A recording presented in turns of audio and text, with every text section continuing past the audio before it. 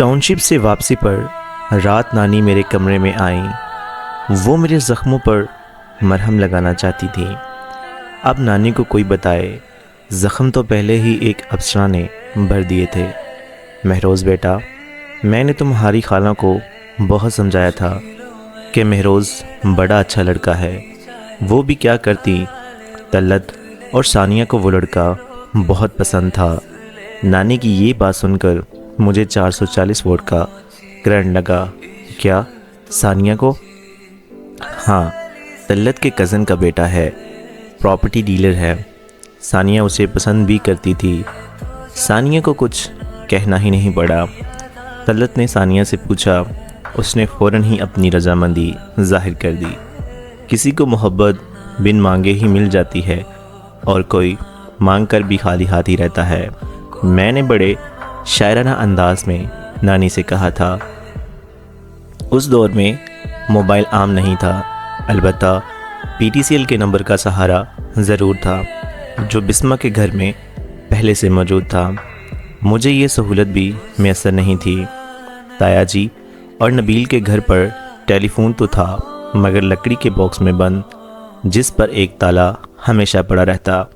نبیل کے گھر جو ٹیلی فون تھا، اس فون کی چابی نبیل کے ابو کے جیب میں ہوتی تھی۔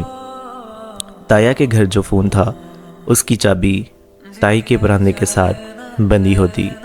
وہاں سے فون کرنا ایسے ہی تھا جیسے بھوکے شیر کے منہ سے گوشت نکال کر لانا ہو، اس لیے مجبوراً PCO سے ہی کال کرنی پڑتی۔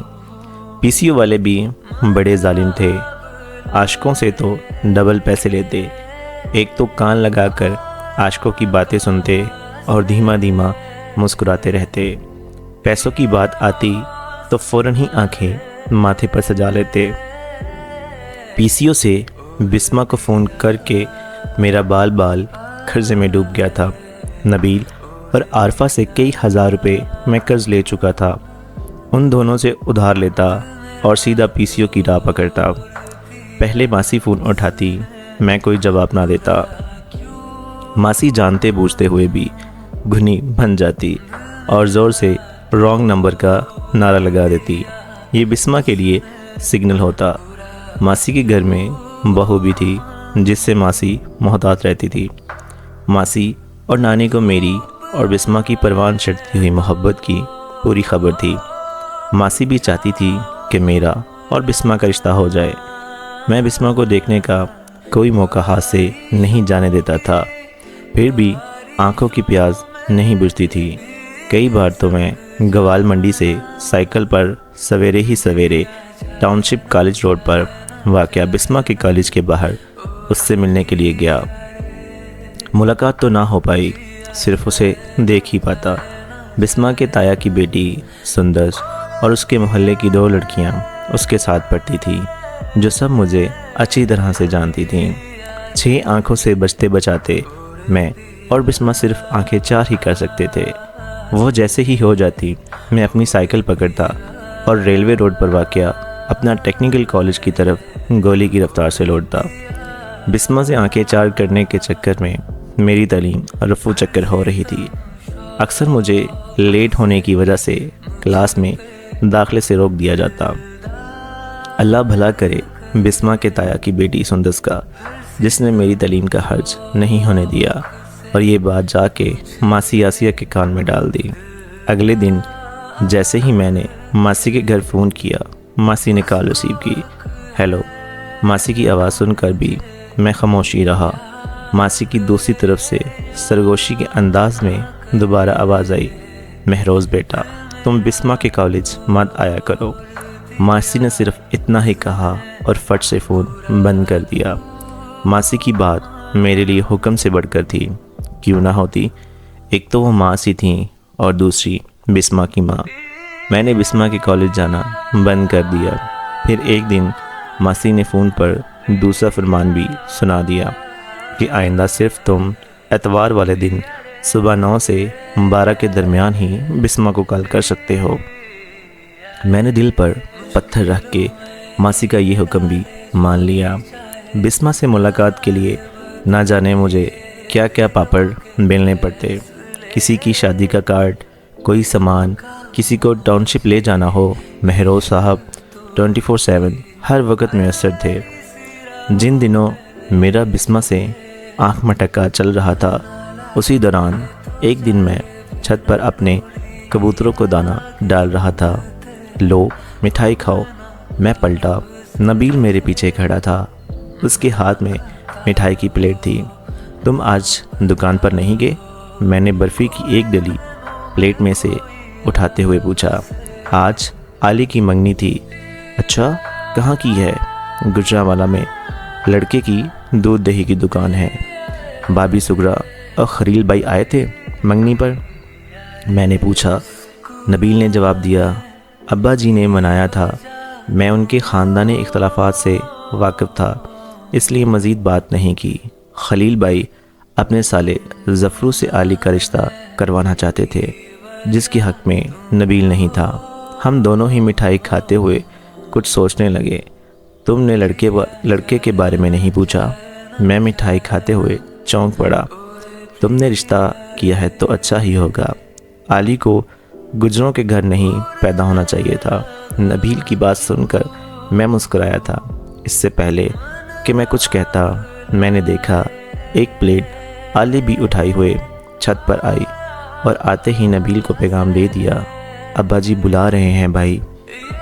نبیل جلدی سے نیچے چلا گیا۔ مبارک ہو علی۔ مبارک کس بات کی؟ علی نے تلخی سے پوچھا۔ تمہاری منگنی ہوئی ہے۔ شادی نہیں ہوگی جی۔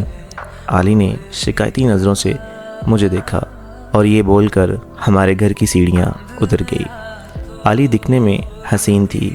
وہ ہمیشہ بڑی سی چادر میں لپٹی رہتی۔ میٹرک تک وہ ہمیشہ کلاس میں فرسٹ ہی آئی، مگر اس نے کالج میں ایڈمیشن نہیں لیا۔ نہ میں نے کبھی نبیل سے پوچھا، نہ ہی اس نے بتایا۔ علی کو میں نے کبھی بھی ننگے سر نہیں دیکھا تھا۔ میرا ماننا ہے پردہ عورت کی خوبصورتی کو چھپاتا نہیں ہے، بلکہ بڑھاتا ہے۔ عورت جس قدر کپڑوں میں لپٹی ہوگی، وہ اس قدر ہی پرکشش نظر آئے گی۔ ایسے ہی کچھ معاملہ علی کے ساتھ بھی تھا۔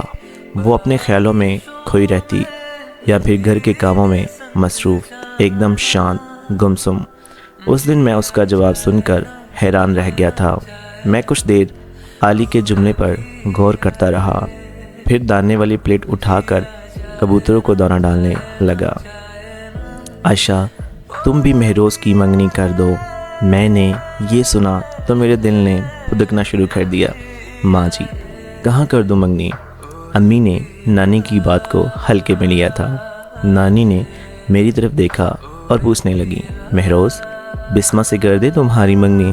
اس سے پہلے میں کچھ کہتا، امی جلدی سے بول پڑی، امی جی، بھائی رشید کے سامنے مت کہہ دیجیے گا۔ باجی جو کبھی کبھی ہم سے مل لیتی ہیں، رشید بھائی اس پر بھی پابندی لگا دیں گے۔ جانتی ہوں رشید کو بھی اور اس کے باپ کو بھی۔ وہ کون ہوتا ہے پابندی لگانے والا؟ تم اپنی بات کرو، تمہیں لڑکی پسند ہے یا نہیں؟ نانی کی بات ختم ہوئی۔ امی نے سوالیہ نظروں سے میری طرف دیکھا۔ آپ کی مرضی، میں نے انجان بنتے ہوئے خشک سے انداز میں کہا تھا۔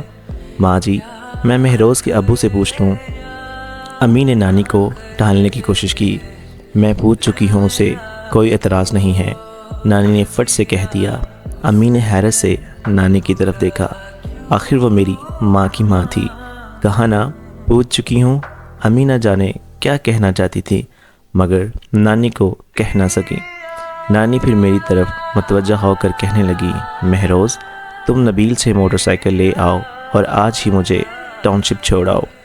جیسے ہی کوئی مناسب وقت ملے گا، میں رشید اور آسیہ سے بات کرتی ہوں۔ میں پوری تیاری کے ساتھ نانی کو لے کر ٹاؤن شپ پہنچا۔ خالو رشید طبیعت کی ناسازی کی وجہ سے گھر پر ہی تھے۔ خالو کی طبیعت تو کچھ بہتر ہو چکی تھی، ان کو گھر پر دیکھ کر میری طبیعت ضرور خراب ہو گئی۔ ایک لمحے کے لیے بھی خالو نے مجھے اپنی نظروں سے اوجھل ہونے نہیں دیا۔ میں تو صرف بسمہ کے ہاتھ اور پاؤں ہی دیکھ سکا۔ خالو کی موجودگی میں بسمہ کے گھر رکنا فضول تھا۔ اس سے پہلے کہ خالو مجھے خود واپس جانے کے لیے کہتے، میں نے عزت سے اٹھنا ہی بہتر سمجھا۔ اس سے بقیہ سٹوری نیکسٹ ایپیسوڈ کے اندر آپ سے شیئر کریں گے.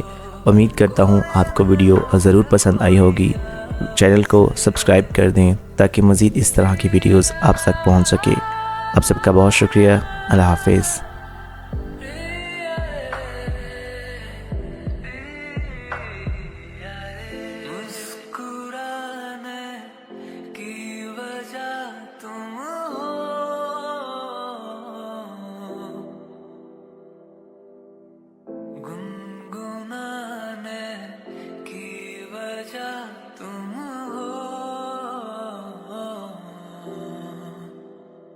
जिया जाए